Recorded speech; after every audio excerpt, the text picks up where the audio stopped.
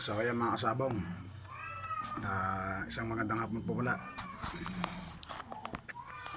Para po doon sa mga baguhan ng mga naghahasa ng tari, huwag kayong panghinaan ng loob mga kasabong. Matututo rin po kayo. Darating kayo sa punto na kayo na mismo ang makapagsasabi sa sarili nyo na marunong na kayo. Mga kasabong, ito po ang aking munting hasaan. Ayan mga kasabong, ang aking pong mga gamit, simple lang. Ayan mga kasabong. Nung ako'y bago lang ho na nag-aaral magbasyada, dumating din naman sa punto na parang pinanghihinaan ako na parang hindi ata ako matututo.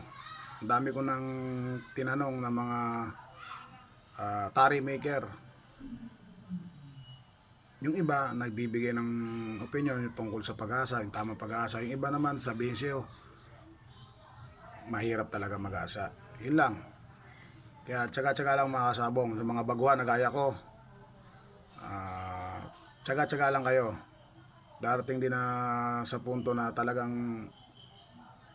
matututo kayo mga kasabong. Yan.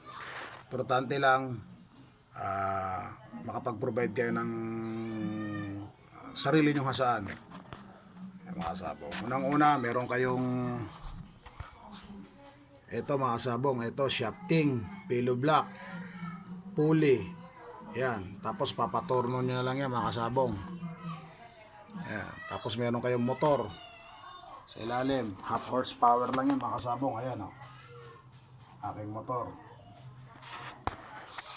Kasi pag meron kang sariling hasaan, mabilis ka lang talaga matuto. Hindi ka na para pumunta pa sa ibang mag-asa. Pwede ka magtanong. Kung may mga katanungan ka naman na gusto mong malaman, YouTube mo na lang. Doon sa mga gusto namang naguguluhan, message nyo lang ako sa YouTube. Nakasabong J. Tari Maker. Yun lang po at isang magandang hapon po ulit.